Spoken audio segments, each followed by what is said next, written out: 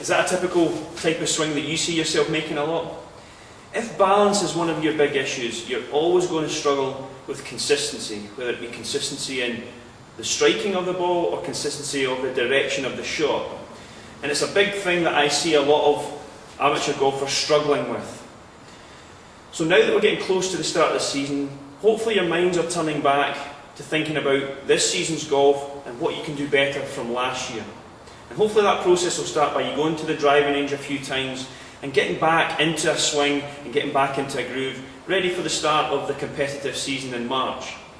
So over these next few weeks, what I'd like to do is just give you some things to think about and take to the driving range and try and implement into your own game. And I'm going to start with that very important balance. The little illustration I showed you there was a classic example of what I see a lot. The golfer stretching too far. There's too much room in here between the arms and the body. And what that means is the upper body is too far over the feet. So when they swing back, they can perhaps stay over the shot. When they swing down, all the momentum wants to come forward and step into the shot. And a lot of the time what you'll see is they'll try and fix that balance problem. They realise they're moving that way too much by doing the next fairly obvious but not correct move in their setup. So they are hanging too far over. They balance themselves better by flexing their knees a lot. And you can see that sits the person down into their haunches, into the back of the feet. Now, yes, it does bring the upper body back over the lower body and there's more balance at the address position, but it doesn't create the balance we need at that dynamic in-swing position and make, more importantly, impact. So the overstretch is compensated by the knee flex. Now I'm sitting on the shot, all my weight's into my heels. So with flexed legs, what happens is when you swing down, the body reacts and stands up, which is again changing the position to the ball, perhaps creating a thinned or top shot. Or, worse still, they stay in this shape because they know they have to stay down to hit the ball, but when the weight is on the heels, it wants to again come forward because the arms are stretching. So let's see if we can get a position that allows us to stay stable but mobile. So, when you position the club, feel as though your arms are very much against your chest. Let them just hang underneath your shoulders. Take your stance.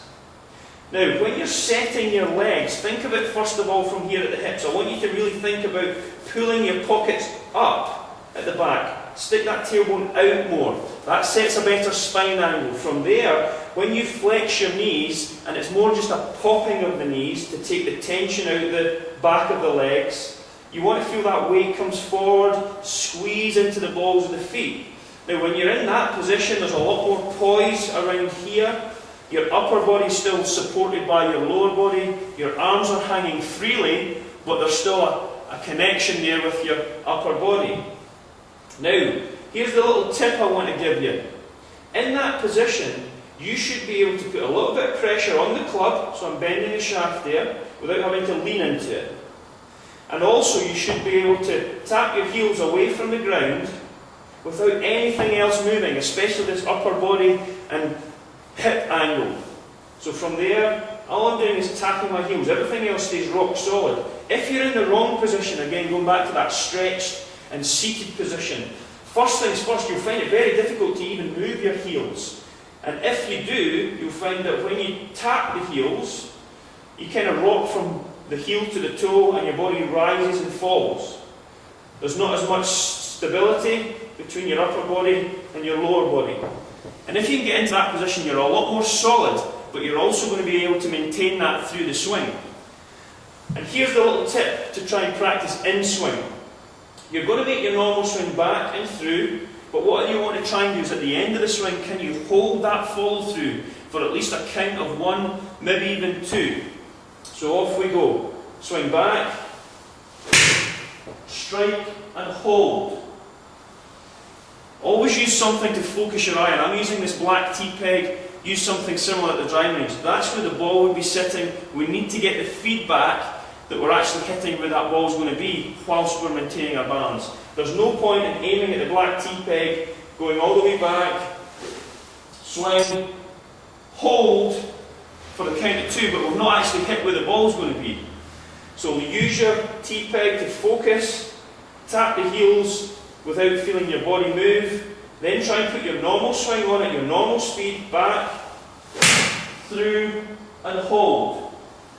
And if you can make those swings, striking the point you're aiming at and holding that follow through, you're now getting some balance. It will help your coordination of your whole swing, but it will just mean you're going to start hitting the ball more solidly, more often. It won't necessarily guarantee that they're going to go straight, but we'll cover those other issues in later weeks. So try the balance drill and try and introduce that into your routine as well. As I say, I can guarantee you'll hit more solid shots more often. From there we can then fix the problem. So give it a go and see how you get on.